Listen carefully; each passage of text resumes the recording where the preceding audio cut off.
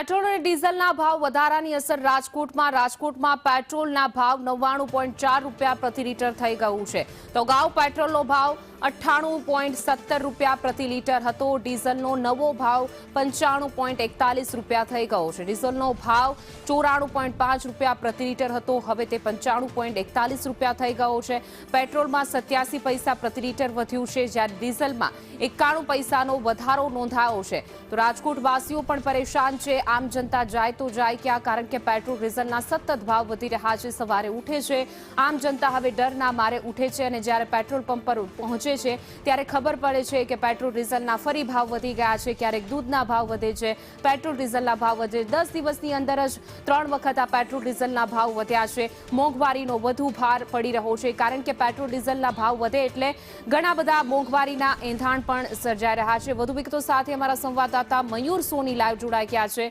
જી મયુર સવારમાં જ્યારે આમ જનતા ઉઠે છે એક હવે તો ડર લાગે કે જ્યાં પેટ્રોલ ડીઝલ પુરાવા જાય એટલે જોવા મળે કે ભાવ વધી ગયા છે દૂધના ભાવ વધે એટલે કહેવાય ને કે મોંઘવારીનો માર દિવસે ને દિવસે આમ જનતા ઉપર બોજો બની ગયો છે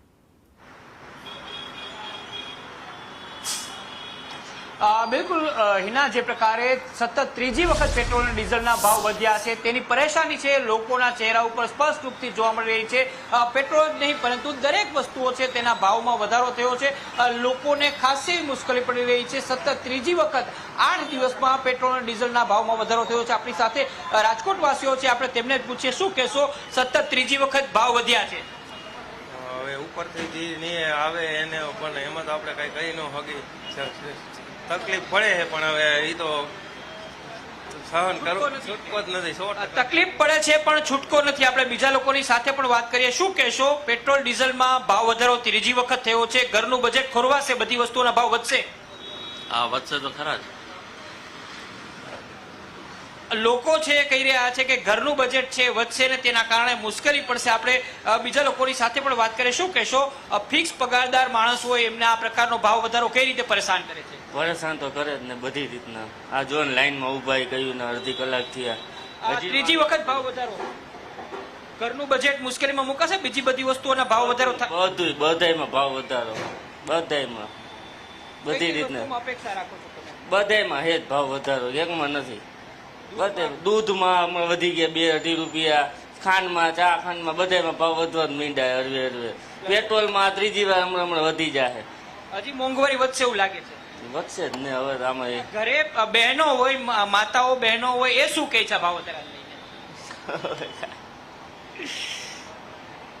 બિલકુલ તો લોકો કહી રહ્યા છે કે મોંઘવારી સતત વધી રહી છે પેટ્રોલ ડીઝલના ભાવમાં સતત ત્રીજી વખત વધારો થયો છે લોકોનું બજેટ છે ખોરવાઈ રહ્યું છે ઘરે વાત કરવી મુશ્કેલ છે કારણ કે દૂધના ભાવ વધ્યા છે દૂધની સાથે સાથે કરિયાણાની કેટલીક વસ્તુઓ છે તેના ભાવ વધ્યા છે પરિવહન છે તેના ભાવમાં પણ વધારો આવે તેવી શક્યતા છે એ લોકો વ્યક્ત કરી રહ્યા છે અને તેના કારણે જે ટ્રાન્સપોર્ટેશન છે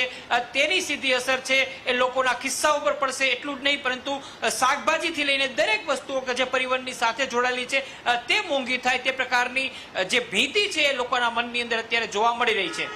જી બિલકુલ મયુર અમારી સાથે જોડાવા બદલ આપનો આભાર